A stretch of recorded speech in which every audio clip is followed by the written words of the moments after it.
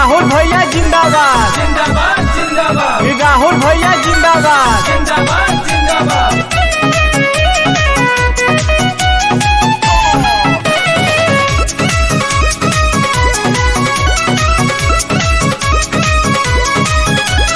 राहुल राव के मौका दी जाए एक बार हो, सेवा करे आइल बड़े बेटवा तुहार हो। राहुल भैया जिंदाबाद जिंदाबाद जिंदाबाद। राहुल राव के मौका दी जाए एक बार हो, सेवा करे आइल बड़े बेटवा तुहार हो। हाथ जोड़ के राहुल राव विनती करता हो, हाथ जोड़ के राहुल राव विनती करता। अब खिला दी राहुल राव के बच्चा बच्चा बोलता, जिता दी अब की राहुल राव के बच्चा बच्चा बोलता। क्यों पड़े हैं चक्कर में, कोई नहीं है टक्कर में, क्यों पड़े हैं चक्कर में। कोई नहीं है टक्कर में। राहुल भैया जिंदाबाद जिंदाबाद जिंदाबाद।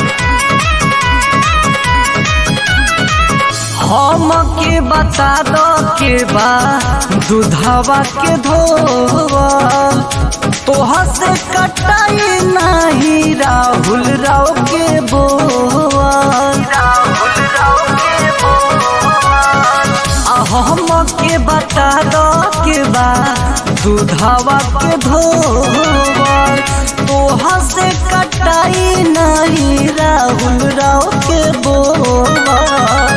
जनता भी जान गइल हे मुहावा खोलता, जनता भी जान गइल हे मुहावा खोलता। दौड़ले रही है राहुल भाई बच्चा बच्चा बोलता, तो अब की है राहुल राव बच्चा बच्चा बोलता। क्यों पड़े हैं चक्कर में, कोई नहीं है टक्कर में, क्यों पड़े हैं चक्कर में। कोई नहीं है टक्कर में। राहुल भैया जिंदाबाद जिंदाबाद जिंदाबाद।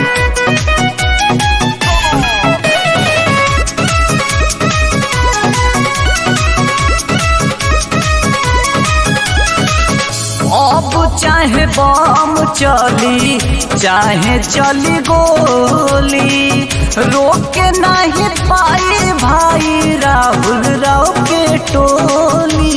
राहुल राव के टोली अब चाहे बम चली चाहे चली गोली, रोके नहीं पैबा भाई राहुल राव के टोली।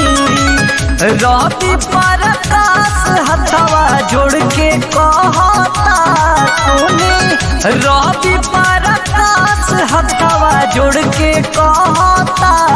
अब की है राहुल राव बच्चा बच्चा बोलता, अब की है राहुल राव बच्चा बच्चा बोलता।